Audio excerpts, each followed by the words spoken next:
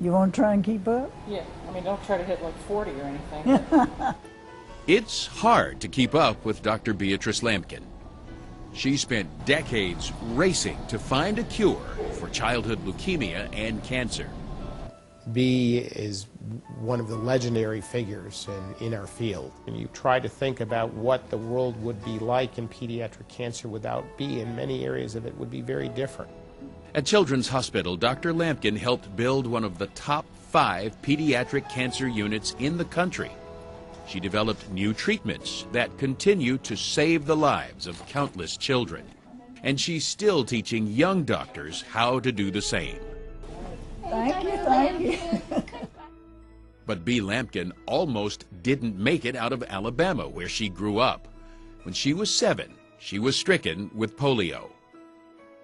Bea spent the next 50 years on crutches, through college and medical school, and at Children's Hospital.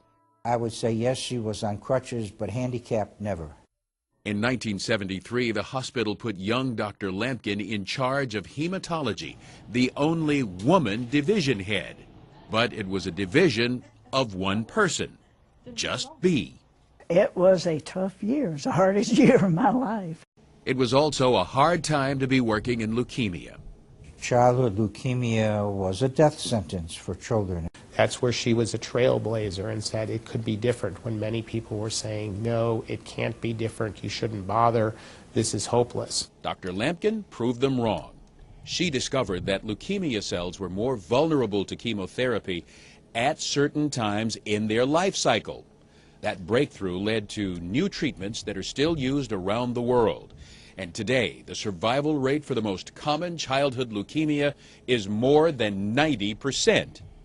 Bea is a transformational figure. You meet cancer survivors every day, and many of them are here because of Bea. Like these two. Justin Wald had liver cancer. Barbara Johnson had childhood leukemia. Dr. Lampkin cured them both. I always think in life, when I do things or I accomplish things, I wouldn't have gotten to this without her. I look at her as the doctor who saved my life. But it wasn't enough to just save the lives of children. Dr. Lampkin wanted to treat the whole child. So she set up a survivor's clinic, which treats any side effects that might show up even years later. She brought the bone marrow transplant program to Children's Hospital, and she helped start the Ronald McDonald House. She doesn't give up. She will get it done. If she sees the need, somehow she will convince other people and will get it done. The time finally came, though, when Dr. Lampkin's iron will was not enough. 20 years ago, after developing post-polio syndrome, she stepped aside at the hospital. But it didn't take Dr. Lampkin long to find a new cause, a new group of kids who need her help. I noticed that around Children's at that time, that there was quite a bit of drug dealing going on, and I thought that if we were ever going to break the cycle of addiction, we were going to have to work with children and their families.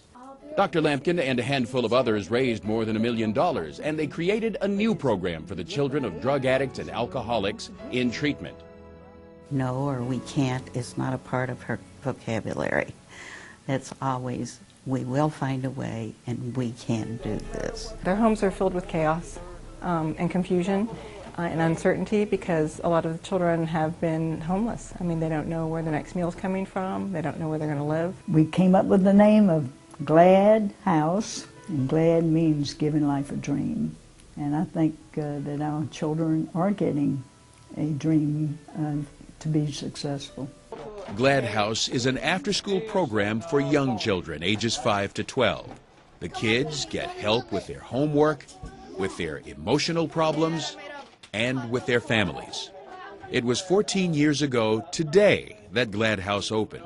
This summer, they hope to get their own building and eventually open more Glad Houses around the city.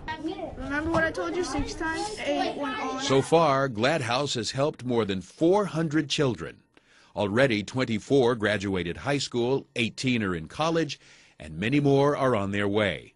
None are using drugs. 0. She herself embodies that resilience that we're trying to teach in these kids because she's dealt with adversity and nothing stops her. You know, she keeps on going. And so she's an incredible role model for the kids.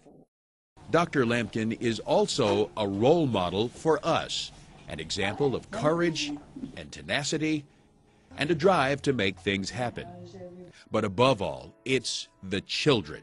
She loves children so much, she devoted her life to saving their lives.